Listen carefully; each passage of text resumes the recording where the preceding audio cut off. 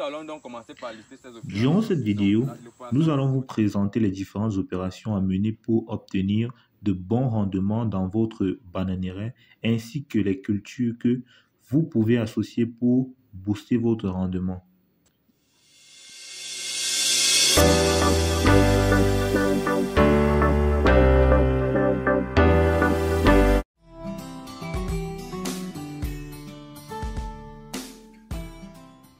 Salut à toi et bienvenue sur notre chaîne. Ici, nous parlons d'agriculture, d'élevage et de business en général. Et si cela vous intéresse, likez cette vidéo, souscrivez à la chaîne et activez la cloche de notification pour ne manquer à aucune de nos prochaines vidéos. Pour ceux d'entre vous qui sont au Cameroun ou qui visiteront très prochainement la ville de Yaoundé ou de Banjul, nous mettons nos appartements et studios meublés de haute standing à bas prix à votre disposition. Dans la barre de description, vous avez les liens des appartements disponibles. Le poisson primordial pour avoir un bon rendement sur notre bananerai, cette opération, c'est d'abord l'opération de défriche. Vous savez que dans toutes les plantations, ou disons dans toutes les cultures, nous devons savoir que l'herbe ou alors les adventistes gênent fortement au rendement de nos cultures. Donc ça, c'est l'opération primordiale que vous devez mener dans votre bananerai. Si vous voulez avoir un bon rendement, évitez que les herbes n'atteignent un certain niveau dans votre champ pour vous assurer d'avoir un bon rendement. Évitez que les herbes n'atteignent un certain niveau. D'autres passent par des associations, mais vous savez, on ne fait pas les associations au hasard. On fait les associations en fonction donc de votre localité. Qu'est-ce qui peut facilement passer? Vous allez voir, d'autres savent que bon, une culture comme le manioc, on n'associe pas le manioc avec n'importe quelle culture. Et c'est même pas une culture conseillée pour associer. Mais il y a certaines personnes qui vont associer le manioc avec les champs de bananiers plantains. Pourquoi? Parce que le manioc aussi a ces feuilles-là qui font que bon, quand vous arrivez dans un champ de manioc, vous avez peut-être ça que une, deux fois. À un niveau, les herbes ne poussent plus en bas. Donc, le manioc a cette capacité de couvrir dans le sol et d'éviter que les herbes ne poussent tout autour. Maintenant, qu'est-ce qu'il y a? Le manioc a cette capacité de couvrir dans le sol et d'éviter que les herbes ne poussent tout autour. Maintenant, qu'est-ce qui est dangereux sur le manioc? C'est qu'il épuise vraiment le sol. Donc pour ceux qui utilisent le manioc donc, comme association, ils doivent déjà s'apprêter à mettre des engrais chimiques dans les bananeraies. Parce que le manioc, c'est une culture qui épuise vraiment le sol, nous le savons tous. Nous savons tous que le manioc, c'est une culture qui épuise vraiment le sol. Bon, maintenant, d'autres vont donc mettre le manioc, pourquoi? Dans leur localité, comme je disais, en fonction de la localité, pardon. Dans leur localité, le manioc, c'est une culture qui passe beaucoup. Des fois, qui peut mettre son champ de bananier plantain avec les écartements de 3-3 mètres en culture associés avec le manioc, ou avec les écartements de 4-4 mètres en culture associés au manioc, ça dépend. Ou bien il fait un écartement de 3-3 mètres, il associe le manioc juste des tiges à peut-être 4-4 mètres aussi, pas 1 mètre comme d'habitude dans un champ de manioc en culture pure. Donc, vous voyez que le manioc là, pour lui, ça va servir peut-être de gérer les engrais qu'il va devoir mettre sur les tiges de bananier plantain et de gérer aussi peut-être les frais de défriche. Là, c'est un risque. Mais comme deuxième activité donc, que vous devez mener dans votre champ de bananier plantain pour s'assurer que votre plantation soit réussie et que votre plantation parte à long terme, c'est-à-dire sur les 5 années prévues pour cette exploitation, qu'est-ce que vous devez faire? Vous devez suivre cette activité méticuleuse qu'on appelle le lieutenage. Le lieutenage qui consiste à soustraire des rejetons tout autour de notre champ de bananier plantain. Cette opération qui se fait chaque 2 mois. Chaque 2 mois, vous devez effectuer un lieutenage dans votre parcelle. N'attendez pas que votre parcelle soit touffue avant de faire le lieutenage. Donc chaque 2 mois, vous devez effectuer l'opération de lieutenage dans votre parcelle.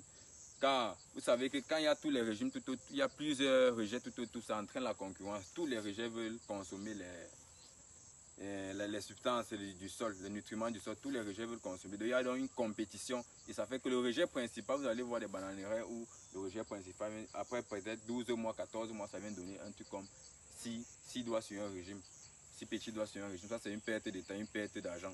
Donc, effectuez donc ces opérations de lieutenage pour pouvoir s'assurer que votre plantation va perdurer, donc c'est-à-dire va aller sur un long terme.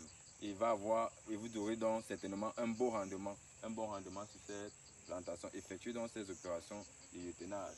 Donc le lieutenage qui consiste donc à retirer toutes ces tous ces rejets, autant pour moi, tout autour du plan. Vous retirez tous les rejets tout autour du plan. Vous ne les laissez qu'un en fonction de la taille de votre bananier.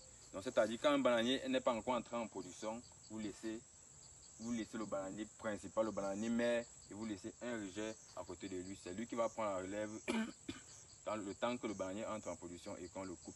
Et respectez le yetenage, c'est-à-dire respectez les angles du yetenage.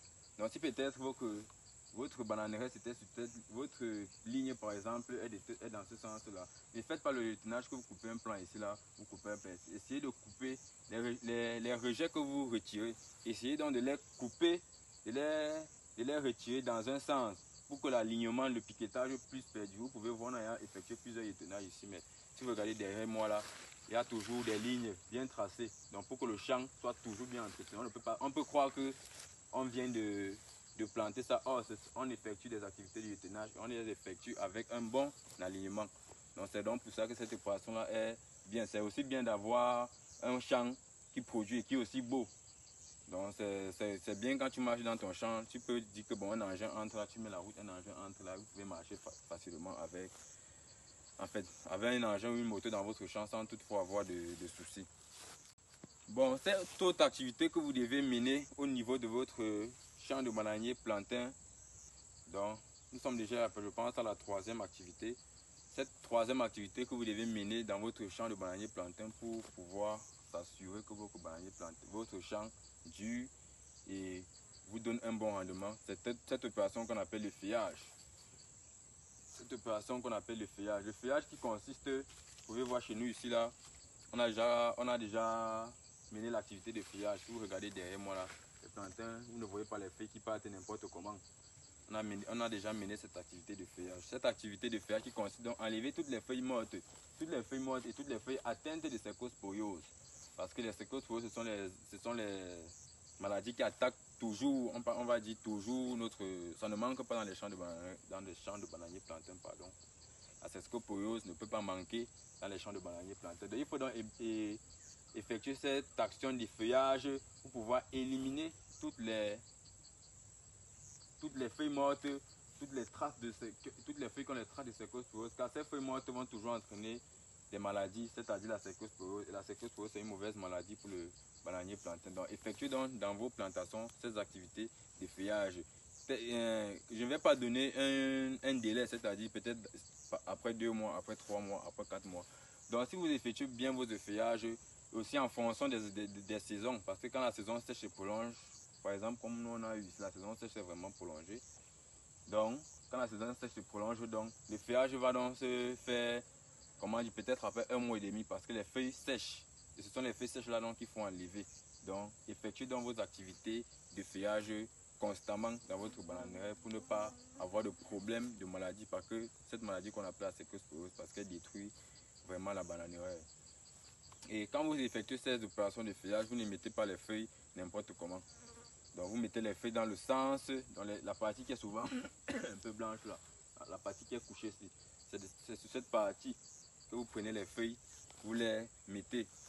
Vous mettez les feuilles dans le sens du bas, sur la partie inférieure des feuilles.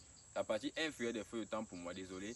La partie inférieure de la feuille de bananier plantain, vous devez mettre cette partie doit être exposée au soleil, parce que quand elle n'est pas exposée au soleil, quand vous la laissez au sol, les petits charançons et tous les petites puces là, elles vont entrer dans le sol, elles vont aller au niveau des racines du bananier plantain et nuire au bananier plantain.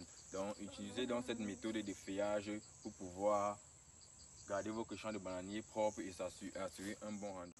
Bon, nous allons donc nous arrêter là pour cette vidéo où j'espère que vous avez été édifiés, où nous avons essayé de lister quelques étapes, quelques opérations qu'il faut mener dans votre champ de bananier plantain pour assurer un bon rendement et son exploitation à long terme. N'oubliez pas, aimez la vidéo, commentez et abonnez-vous, car il y a certains aspects que nous n'avons pas parlé, notamment quel genre de plan nous devons mettre dans le sol, comment entretenir le sol, c'est-à-dire comment traiter le sol avant de semer le bananier, qu'est-ce qu'on doit mettre, comment faire les opérations de semis en gros, quel type de plan il faut utiliser, soit ce sont les pifs, soit ce sont les rejets baïonnettes par exemple. Donc, comment donc traiter ces rejets?